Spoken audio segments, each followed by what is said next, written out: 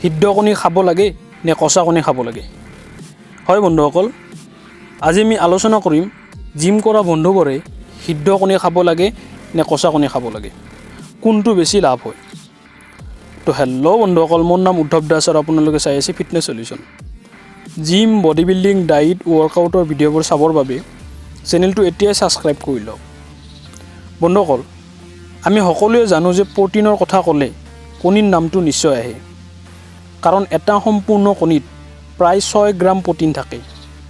ইয়াত vitamin A, B, phosphorus আদি কিছুমান নিউট্ৰিশ্যন পোৱা যায়। কণী এনেকুৱা এটা বস্তু যি ৱেট লছ আৰু ৱেট গেইনৰ বাবে ব্যৱহাৰ কৰা হয়।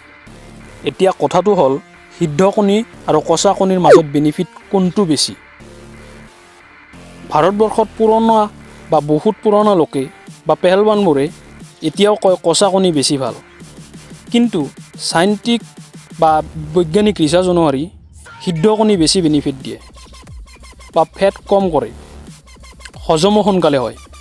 কিছুমান ৰিচাৰ্চ অনুসৰি যেতিয়া আমি সিদ্ধ কণী খাওঁ 80% এবজৰ্ব হয়, কিন্তু কচা কণী খালে 50% মাত্ৰহে এবজৰ্ব হয় আৰু বাকীখিনি 50% ৱেষ্ট যায়।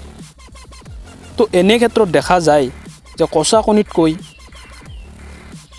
সিদ্ধ কণী বেছি লাভ পোৱা যায় আৰু বহুত বেছি কামত দিয়ে। বহুত মানুহে এতিয়াও কচা কণী খাই ভাল পায়। ইয়াৰ বহুত কাৰণ থাকে, যেনে তেওঁলোকে ভাবে কচা কণী খালি বেছি লাভ হয়, বা সিদ্ধ কৰি খালি বা অমলেট বনালে বহুত সময় লাগি যায় বুলি। যিবোৰে ভাবে কচা কণী খোৱাটো বহুত ভাল বা বেছি ফাইদা দিয়ে, তেওঁলোকে এইটো কথা ভুল ভাবে। ইয়াৰ উপৰিও কচা কণী খোৱাৰ কিছুমান লোকচানো আছে। চবতকৈ ডাঙৰ লোকচান বেক্টেৰিয়া হোৱাৰ। বেক্টেৰিয়াৰ ফলত কচা কণীত বহুত প্ৰকাৰ বেমাৰো হ'ব পাৰে। গতিকে সিদ্ধ কণী খোৱাটো বেছি ভাল। আপুনি জিম যায় বা নাযায়, কোনটো খাব বা নাখাব সেইটোৰ ওপৰত আপোনাক নিৰ্ভৰ কৰিব। কিন্তু বেছি ভাজি নাখাব বা হাফ ফ্ৰাই কৰি খালে বহুত ভাল, কাৰণ ইয়াৰ নিউট্ৰিশ্যন ভালকৈ পোৱা যায়। হাফ ফ্ৰাই কণীত ভিটামিন B12 আৰু কলিন থাকে, যাৰ ফলত স্মৃতিশক্তি বৃদ্ধি হয়, লগতে চুলিৰ বাবেও বহুত ভাল। হাফ ফ্ৰাই কণীত বায়'টিন থাকে, যাৰ ফলত শৰীৰত স্কিন ভাল হয়, পিম্পলছ নহয়, লগত আইৰণো পোৱা যায়, যি তেজ আৰু এনাৰ্জি বঢ়োৱাত সহায় কৰে।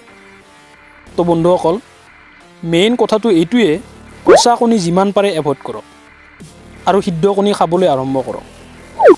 বন্ধুসকল, ভিডিঅ'টো যদি অলপো ভাল লাগি থাকে তেন্তে নিশ্চয় লাইক এটা কৰিব আৰু সেইবোৰ বন্ধুসকলৈ শ্বেয়াৰ কৰি দিব যিবোৰ এতিয়াও এনেকুৱা ধৰণৰ কনফিউজনত পৰি আছে। কিবা জানিব থাকিলে কমেণ্টত জনাব। ধন্যবাদ।